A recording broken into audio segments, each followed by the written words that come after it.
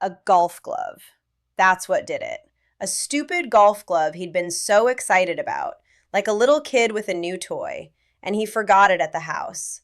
If he'd just used one of his old ones like a normal person, we'd probably still be married. I think about that constantly. Not in a guilt way, just in a, like, the randomness of it, the sheer dumb luck. I'm Madison. I'm 35, and I need to get this out because it's been eating at me and I don't have anyone left who wants to hear it.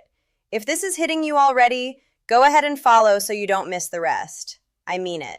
So look, I met this guy at Walmart. I know how that sounds. But he approached me, okay? I was in the checkout line and he just started talking to me. And I wasn't out there looking for anything. I was buying diapers and frozen chicken. That's not exactly a seduction scenario. He was just there. And he noticed me. That's all it was at first. Someone noticed me. I need to back up though, because none of this makes sense without understanding what my life actually looked like before that checkout line. Lance and I had been married for a while. We have twins, Luke and Gabriel. They were 2 at the time. And look, Lance is a good father. I've never denied that. He's the kind of guy who would spend money on literally anyone before himself. He paid my cousin's hospital bills in the Philippines, like the full thing. He funded my business. I had this little thing I was trying to get off the ground, and he just wrote the checks without blinking. He took me on vacations I never would have been able to afford. Before him, the farthest I'd been was Galveston. He took me to Europe twice. So yeah, he did a lot. I'm not sitting here pretending he didn't. But here's the thing. All of that, the money, the trips, the generosity, it starts to feel like, I don't know, like wallpaper. It's just there. You stop seeing it. And what you do see, what's right in front of you every single day, is this man who never once pushed back on anything. Never had an opinion that contradicted mine, never said no. I'd start an argument just to feel something, and he'd apologize before I even finished my sentence. Where's the spine in that? I'm not saying I needed him to yell at me. I'm saying I needed him to be someone I couldn't walk all over. And he never figured that out. I lost respect for him. I can pinpoint when. It was maybe a year into the marriage. We were at his friend James's house for dinner, and James's wife Nicole made some comment about how Lance always lets me pick the restaurant, pick the movie, pick everything. She said it like it was cute, like he was whipped and that was adorable. And I looked at him laughing along and I just thought, yeah, he is. And it wasn't cute to me. It was the opposite of cute. After that night, I couldn't unsee it. He wasn't much to look at either. I mean, that's just a fact. His friends were better looking than him. Every time we went out as a group, I'd notice. I never said anything. I just noticed. And then I'd go home with him and feel like I'd settled for the sensible option while everyone else got to have something they actually wanted to look at across the breakfast table. I know I sound terrible, I do. But I gave that man years of my life. I ran his household. I raised our boys every single day while he was at work. I had a job too. I'm a quality control inspector at a distribution center. It's not glamorous, but I work, and then I'd come home and do everything else. So when people act like I just took and took and took, that's not the full picture. I contributed. I was a present mother. I loved those boys more than anything on this planet, and I still do. Anyway, the guy at Walmart, Aaron, he had this energy. He looked at me like I was the only person in the store. And I know that's probably a line he runs on everyone. I'm not stupid. But when was the last time Lance looked at me like that? When was the last time Lance looked at me at all? Not through me, not past me to check on the boys, but at me. I couldn't remember. Aaron asked for my number. I gave it to him. He asked if I was married. I said yes. He didn't care. And I know that should have been my sign to walk away. I know. But the fact that he didn't care, that he wanted me anyway, I can't explain what that did to something inside me. It woke something up. We texted for maybe 5 days. Nothing crazy, flirty stuff. He'd send me things that made me feel like a woman again, not like somebody's wife, Not like somebody's mom. Not like the person who checks shipment manifests and signs off on damaged goods reports. A woman. That's it. That's what I wanted. So when Lance said he was going to the golf course for the whole day, I invited Aaron over. And yes, I know. The boys were home. Luke and Gabriel were right there in the living room watching cartoons. But they were too. They were glued to the TV. They weren't paying attention to anything except whatever was on the screen. I made sure of that. I put on their favorite show. I positioned myself so my back was to them. They didn't see anything. I was careful about that. Was it my best decision? No, obviously not. But I wasn't thinking about it as this huge dramatic betrayal. In my head, it was just, Lance is gone, the boys are occupied, I have a few hours to feel something. That's it. I wanted to feel something. Aaron was sitting on the couch. I was on my knees in front of him. And the boys were on the floor, maybe 8 feet away, watching their show. I had my back to them. They were fine. And then the front door opened. Lance had come back for his golf glove. His brand new golf glove that he'd been talking about for days like it was some kind of trophy. He forgot it. He drove 50 minutes back to the house to get it, because he couldn't just use a different one. Because that's who he is, fixated on the small stuff, never seeing the big picture. Wait, that's not fair. I know that's not fair. He came home to his own house. He had every right to be there. I keep going back to the golf glove. If he'd just let it go. So he walked in, and Aaron saw him first. Aaron's head jerked up, and I didn't even know what was happening yet because my back was to the door. Then Lance screamed, asked what the hell was happening. And I turned around, and his face was, I've never seen him look like that. Not in our entire marriage. Not once. He looked like a completely different person. Aaron, I'll give him this, he at least had the decency to stand up and pull his pants up. But then he just started walking toward the door like he was leaving a coffee shop, like nothing had happened. He definitely knew I was married, I'd told him, and he just thought he could stroll out. Lance put a hand on his chest and told him to wait. Aaron brushed past him and went outside. Lance followed him. And then Aaron swung on him. Here's something I didn't know about Lance. I mean, I knew he grew up rough, he'd mentioned it, but I didn't know he could actually fight, like really fight. He'd spent our whole marriage being this soft, agreeable, write the check, never raise his voice person, and I genuinely thought that was all there was. But the second Aaron connected with that punch, something switched. Lance hit him back immediately. They went to the ground. It got ugly. Body shots, grappling, rolling around in the front yard like animals. I was screaming for them to stop. I don't know what I was doing. I was panicking. And the worst part, the part that still makes me sick, is that Luke and Gabriel had come to the window. They were watching. They were crying. My 2-year-olds were watching their father fight a stranger in the yard because of what I did. I didn't know they were watching until after. Lance got on top of Aaron and hit him once, hard, and Aaron went out. Just lights off, done. And Lance stood up and he had this look on his face that I can't describe. It wasn't anger anymore. It was something worse. It was like he'd been pulled backward into a version of himself he'd spent years trying to leave behind, and I was the one who dragged him there. I ran over to Aaron. I know. But he wasn't moving, and I panicked, okay? I thought Lance had killed him. I said that. You killed him. And Lance didn't even respond. He just looked at me like I was a stranger, like I was less than a stranger. Aaron woke up, and I was relieved. I smiled. I didn't mean to smile. It was just relief. But Lance saw it. He saw me smile because the man I'd been cheating with was alive, and I know exactly what that looked like to him. I know what it told him about where my loyalty actually sat. Aaron said something to me, 2 sentences, I don't even remember what. Got up, stumbled to his Dodge Charger, and left. Didn't even look back at me. Just glanced at Lance once and drove off. That was the last time I ever saw him. Some guy from Walmart. That's all he ever was. He didn't matter. But Lance walked past me back into the house. He calmed the boys down. He sat with them.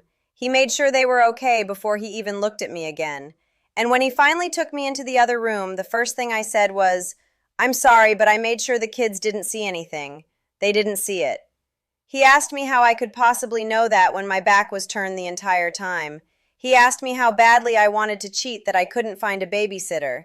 He asked me how little he meant to me. And I told him the truth. I said it wasn't him. I said he was good in bed, and he was fine. I said the problem was me. I wanted more than I was supposed to want. I knew it was wrong, but I couldn't stop myself from wanting it. I thought if I just owned it, if I just took all the blame, he'd see that I wasn't trying to hurt him. I was dealing with something inside me that I couldn't control. He got louder. He stepped closer. His fist was balled up. And I flinched. Hard. I pulled back like he was going to hit me. He never would have. I know that.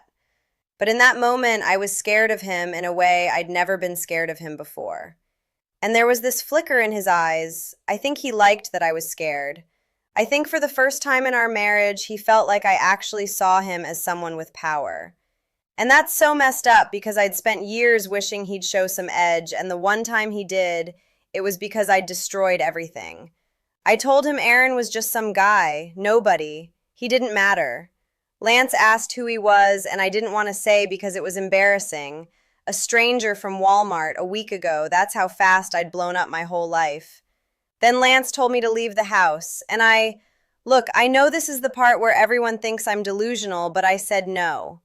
I said I'd only leave if the boys came with me. Not because I thought he was a bad father. He's an incredible father. But they're my kids too, and I wasn't going to just walk away from them because I made a mistake. One mistake, 1 week of knowing this person. And suddenly I'm supposed to lose my children? He gave up arguing about it. He was tired. I could see it. The fight, the confrontation, all of it. He was running on fumes. So I stayed. The divorce papers came fast. He didn't waste any time. Had me served at the house because apparently doing it at my job was too complicated. I tried to act like it didn't bother me. We were still living together and I wasn't going to fall apart in front of him.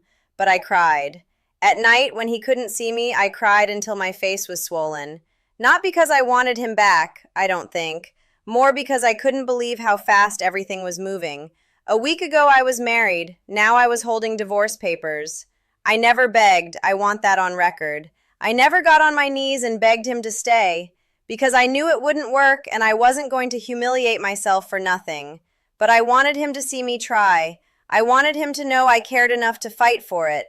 But I also knew that if I begged and he said no, which he would have, I'd have given him that power over me and I'd have nothing left.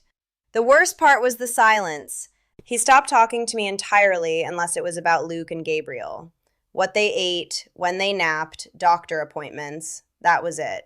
Everything else, nothing. He'd walk past me in the hallway like I was furniture. And I'm someone I need people to engage with me. I need to be seen. I need conversation. I need energy. I need someone to look at me and acknowledge that I'm in the room. He gave me absolutely none of that. After about 2 weeks, I cracked.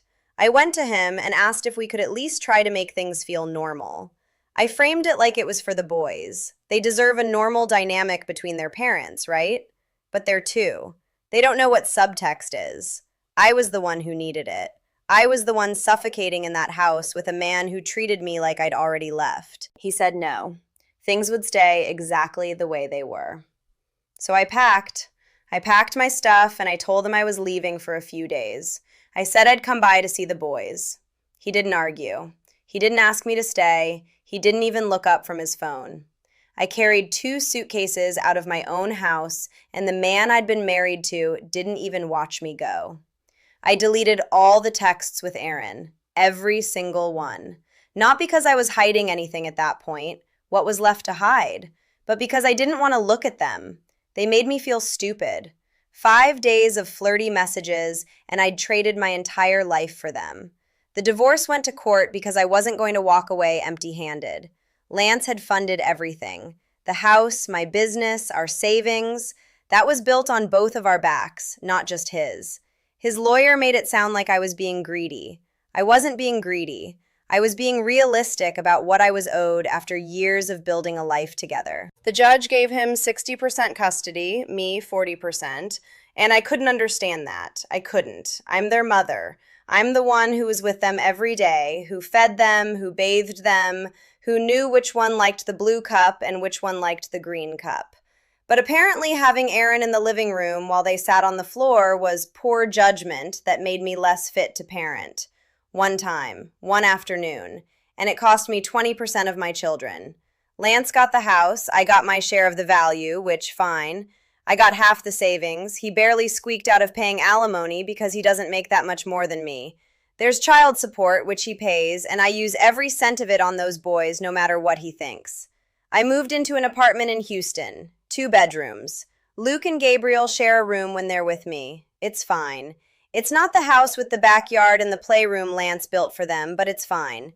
Here's what nobody tells you about being the one who caused the divorce. You don't just lose the marriage, you lose the infrastructure. Lance used to handle everything. The mortgage, the bills, the car maintenance, the yard, the appliances. I didn't even know how to reset the water heater. Now every single thing that breaks, every bill that comes, every decision about the boys' school or the boys' doctor, half of that falls on me, and I'm doing it alone in a 2-bedroom apartment where the dishwasher already doesn't work and I don't know who to call. And he's fine. That's the part that gets me. He's completely fine. He has the house. He has the boys most of the time. He has his friends. He has his life. He came to pick up Luke and Gabriel a few weeks ago, and okay, I'm going to tell you this, and you can judge me.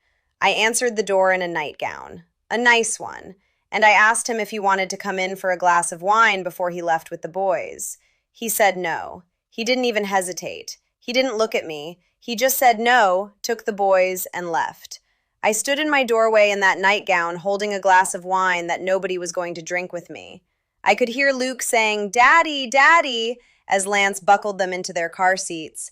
The door was still open. I was still standing there. I poured the wine down the sink after that, washed the glass, put it away, sat on my couch, my apartment couch, not our couch, not the couch where everything happened, and I just sat there. You know what I keep coming back to?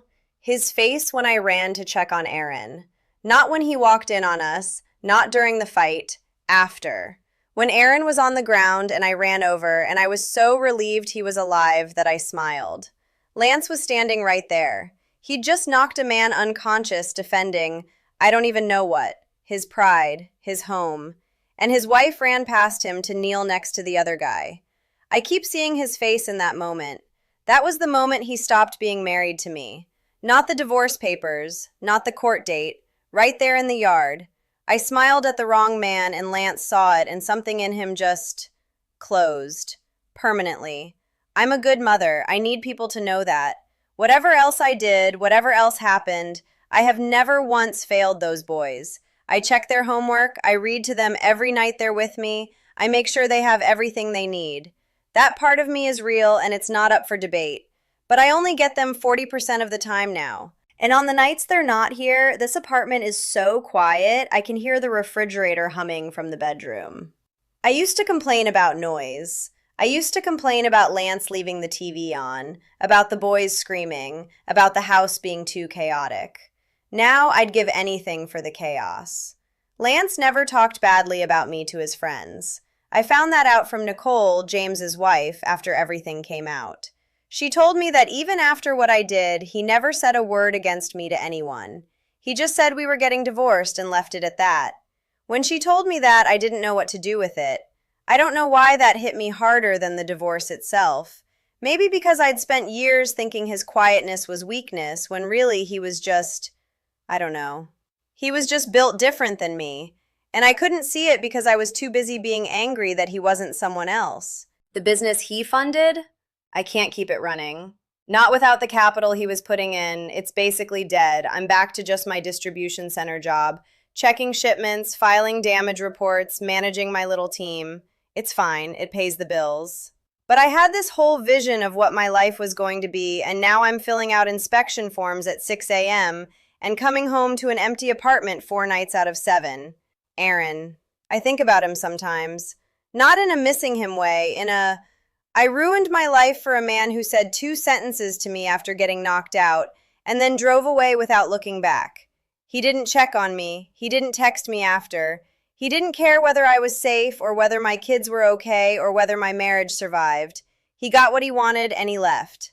And I chose that over Lance, over the man who paid my cousin's hospital bills in another country without being asked twice. I chose a stranger in a Dodge Charger who couldn't even be bothered to park in the driveway. But I still think Lance overreacted about the custody. 40%. For one afternoon, the boys were watching cartoons. They were fine. They didn't see anything, and even if they did, they were two. They wouldn't remember it.